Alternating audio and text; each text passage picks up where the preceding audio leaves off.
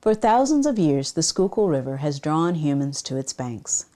Along its entire length of 128 miles, people have come, seeking a source of transportation, recreation, water, and food. Many have left physical reminders of their presence. The 3-mile section of the river that flows through the park holds tangible clues to the ever-changing relationship between humans and this river. Clues to the earliest inhabitants lie deep in the floodplain soils. As far back as 10,000 years ago, American Indians were present along the banks of the river. Archaeologists have discovered pottery, arrowheads, and tools in several areas of the park along the floodplain and on river terraces. Place names within Valley Forge are another clue. Pauling Farm was one of several farms established along the river by Swedish, Dutch, and English settlers beginning in the mid-1600s. Farming would become a prosperous activity in the 19th and early 20th centuries. Peek through the trees on the park's Chapel Trail, and you can still get a bird's-eye view of Pauling Farm. The fields are now managed as tall grass meadows, and portions of the barn and mansion still stand. Downriver from Pauling Farm, the Sullivans Bridge monument stands as a testament to the river's role in the American Revolution. Near this site, in the fall of 1777, the British and American armies vied for control of shallow river crossings, called fords. In late September, the British Army marched down this hill, crossed the Schuylkill, and went on to capture Philadelphia. 3 months later, in December, George Washington and his troops encamped here on the banks of the Schuylkill. The Continental Army used the river as a transportation waterway, a source of water for washing and drinking, and a natural barrier for defense.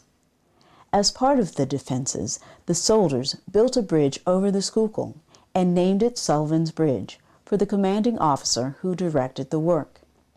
In June 1778, the Army crossed the bridge and pursued the British. The Schuylkill River not only holds reminders of the American Revolution, but the Industrial Revolution as well.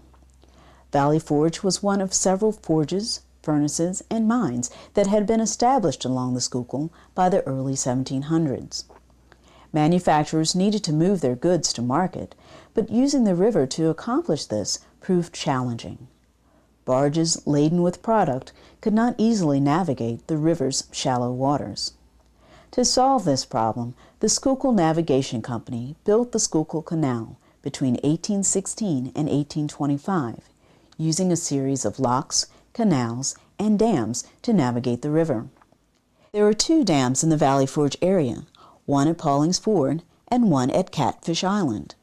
Canal towpaths and company buildings line the riverside, as shown in this 1844 print.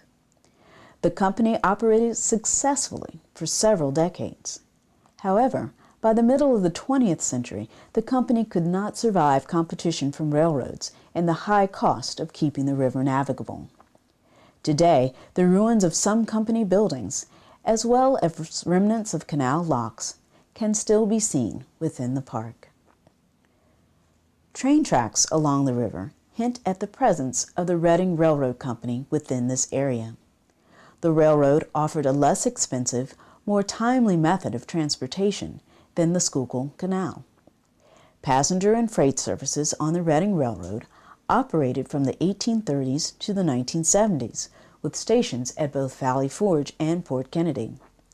Both structures remain standing, although no longer in active use as passenger stations. Trains still ride the tracks within the park, serving as an important regional freight line. The long relationship between humans and the river nearly led to the destruction of this once pristine river system. In 1905, Frank Taylor of Philadelphia wrote that as early as 1809, the pollution of the Schuylkill River was a matter of complaint. Discharges from tanneries and other industry and partially treated sewage polluted the water. Coal silt clogged the river bottom after 100 years of mining in upper portions of the watershed. By the 1940s, the Philadelphia water supply was at risk, and accumulating coal silt had made the river practically unnavigable. Something had to change. That something turned into the nation's first major environmental cleanup, called the Schuylkill River Desilting Project. To restore the Schuylkill to health, the Commonwealth of Pennsylvania dredged tons of coal silt from the river bottom between 1947 and 1979. Dredged coal silt was placed within impounding basins along the river, 2 located within the park. Once the coal silt was dry, it was removed and made into charcoal briquettes. Today, you can still see dark coal silt covering the ground in some places, and the 30-foot-high walls of the impounding basins loom over the river trail. The Schuylkill River Desilting Project, in combination with the passage of the Clean Water Act in 1972, led to a restored and revitalized river system, designated Pennsylvania's first scenic river, and a national and state heritage area.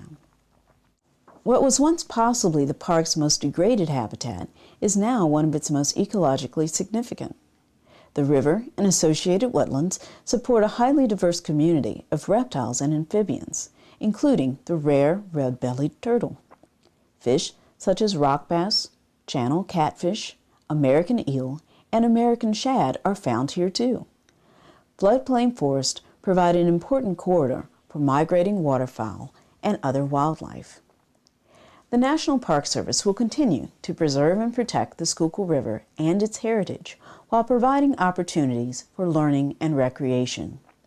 The natural and cultural resources within the park today reveal the many stories of the Schuylkill and emphasize the importance of river stewardship.